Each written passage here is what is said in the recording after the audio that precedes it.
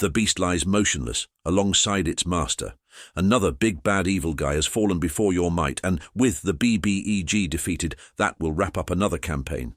They went down a little quicker than I expected. We're early compared to our usual wrap-up time. Does anyone object to starting our session 0 for next week?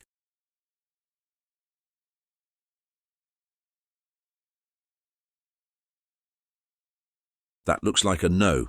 I want everyone to pick a favourite character from any of the old campaigns with no regard for setting or system. I'll give you all a few minutes to dig through your old character sheets and decide. Right now I have to go talk to a man about a horse. Okay, folks, while Merle's taking care of that, why don't you take care of this? Well now, who's decided what character they want to play? I want to play that magician, Fox. Faux. The overstuffed scarecrow from the Halloween one-shot a couple of years back. I always wanted to do more with him. That will work fine, Trey. Fox notices a light approaching him. You can almost hear the music coming from the other side as the light pulses to the beat. If there's rhythm over there, I gotta see what it sounds like.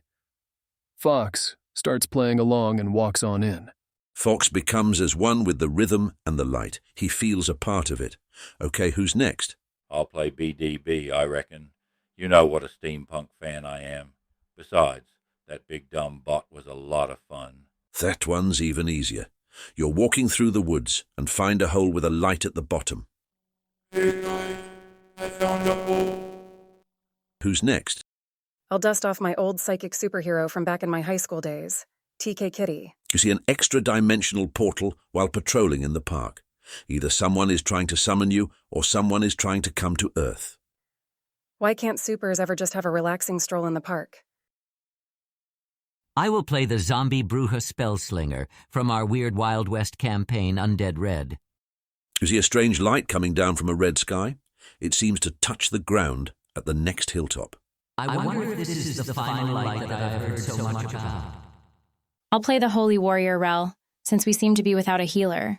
Not to mention another frontliner never hurts. You are in a dank dungeon. You and your friends have just defeated the leader of an evil cult. Rel's magic is exhausted, her healing spent.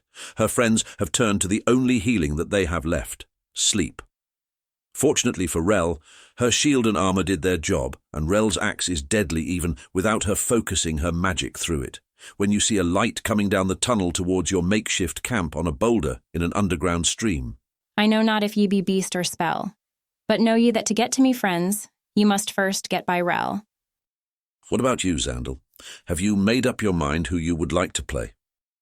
Seems like we're a little light in the light-fingered department, so I'm pulling Butters from our Furries campaign. What party doesn't need Skill Monkey Ninja, who happens to be a monkey? They just keep getting easier. You're trotting down the road when you notice something glinting through the window. Oh, so shiny, all mine. Then he's gone, right? I'll try to give you a little bit more of a challenge, Merle. I'm going to go with my huntress, Fletcha. You are jogging along a trail on your morning patrol.